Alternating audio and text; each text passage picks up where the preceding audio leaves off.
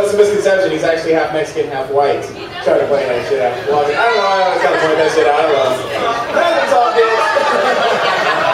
What do we got? All right, next guy coming to the stage. Did you guys get high energy? Let's give it up for Mike Sully Sullivan.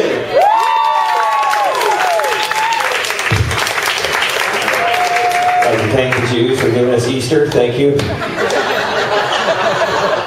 you very much. The only Jewish joke I know.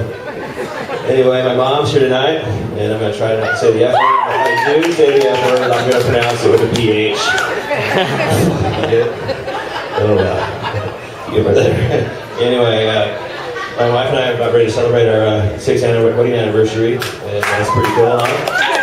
Last year, for number 5, I gave her a mood ring. When she's happy, it's blue, and when she's mad, it leaves a red mark in my forehead. I'm just kidding, women are never happy. My first wife never was. Anyway, I got 2 little boys, and I love them to death, and when you become married, you're married friends with families and kids, the first thing they do is try to get you into the children of the cult. They want you to have kids to be miserable like they are. And so you have one, and it's really not that bad. And then they're like, oh, you already have 1 kid, you don't want to have just 1 kid, you're going to all screwed up because there's a whole section of the library about screwed up, only child. So you have that second child, but no one tells you that 1 plus 1 is not equal 2. It's like 10 times the amount of work as having 1 kid. In fact, after my second kid was born, I figured out why there were so many kids on milk cartons. I was down in LA a couple weeks ago doing some comedy in West Hollywood, and I saw a couple things down there that are definitely different than like Bellevue.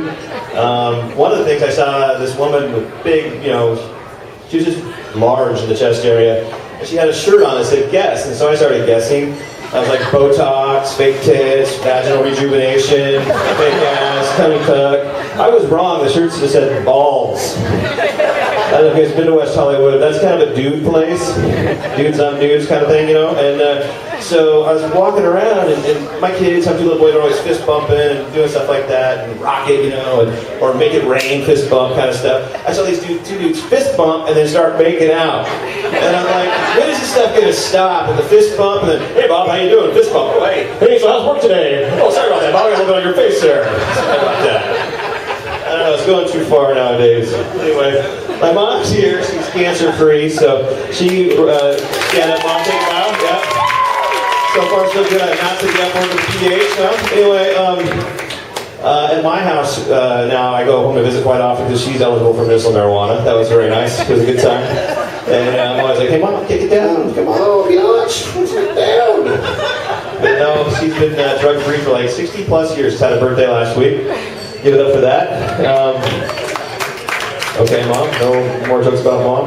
But I've been thinking about doing something about cancer, giving back to the community. So, Lance Armstrong has this deal about, live strong, little yellow bands. And so I was thinking something about, nothing with breast cancer or women's cancer. I was saying the male cancer kind of thing. I was thinking about coming out with a new slogan called Live Hard and making a cock ring. And I thought that'd be pretty cool. And I thought, I can't isolate it from everybody, so I wish I would big up for my West Hollywood boys. I go ahead and put it out in rainbow colors too. You know what I'm saying?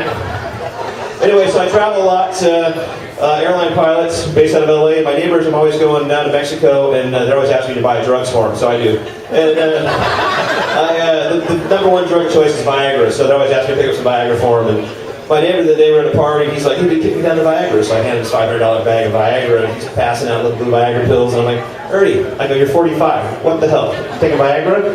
He's like, dude, it's like having sex when you're 15. I'm like, really? He's like, yeah, it's awesome. And I'm like, okay, spend $10 on a little blue pill, go back to my parents' house and masturbate. All right, that's my time. I'm Mike Sully. Check me out, SullyGuy.com.